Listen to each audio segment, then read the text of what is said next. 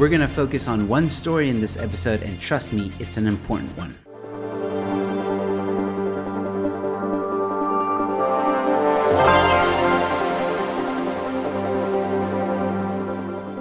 Hello ladies and gentlemen, and welcome to the News in 5. I'm your host, Joe Emilio. Now I do have to put a bit of a disclaimer that at the time of recording this, it is stage 6 of load shedding. And by the time this video is released, it could be less than stage 6. But I feel that the message of this episode is so important that it actually doesn't matter what stage of load shedding we are on. And with that being said, let's get into it. Now, some of you may know a chap named Ted Blom. He's an energy expert in South Africa. And also, in case you don't know, Ted has worked at Eskom in the past and has over 35 years of experience in management, mining, commodities, energy, and strategy execution. Just Google him if you want some more information about him. So recently I saw an interview with Ted Blom, and it was quite alarming. He was talking about the possibility about going into stage 7. Absolutely. If they don't resolve the stage 6 by tomorrow, we'll move to stage 7 because we're about to lose another 1,000 megawatts when they take unit 1 of Koeberg down for refurbishment for 6 months. So yes, we're on the cusp of a record-breaking stage 7 load shedding. Now it is true that Koeberg was supposed to go offline on the 8th of December, but Eskom holds off shutting down Koeberg, but not for long. This is a new development that happened after Ted's interview that I'm showing you. So Eskom was supposed to do some refurbishing on its power stations, and it's one of the reasons why we're experiencing so much load shedding right now is because they haven't kept to their promise. Ted Blom explains more and what could happen in the future.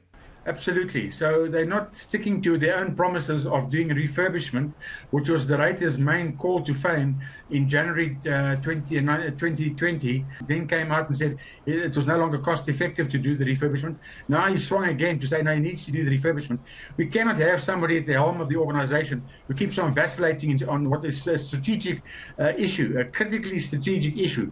And I mean, the situation is now so dire that I expect the state president to declare a state of electricity emergency because we need to now get all hands on deck. I've been crying for this, and this has been foreseeable for quite a while.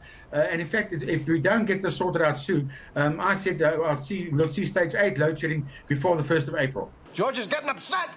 And then Ted Blom goes on to give a little bit more detail to explain why we are in this mess. Firstly, I got it from contractors who get called out to site. They go to the Eskom stores. There are no parts available in the Eskom stores. They either run out of the parts or the parts have been sold for scrap.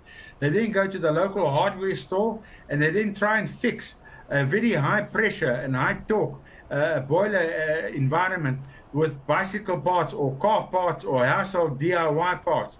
Those parts aren't made to withstand the pressures and the torque that's put on them, and they don't. That's why they pop and they don't last. And they pop virtually within a week or two.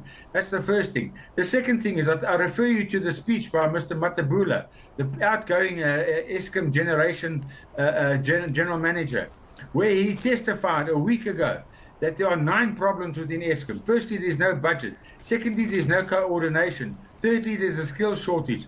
Fourthly, they're not planning and coordinating the breakdowns properly. Fifthly, the maintenance that is done is not up to spec and there's no quality control. Sixthly, they're feeding the units with the wrong feedstock, so it's looking for problems. It's trying to run a petrol engine on diesel, for instance. It's obviously going to break down and not work. And then eighthly, the maintenance isn't done properly because they are under pressure to bring the units back quicker rather than taking their time and doing a proper job.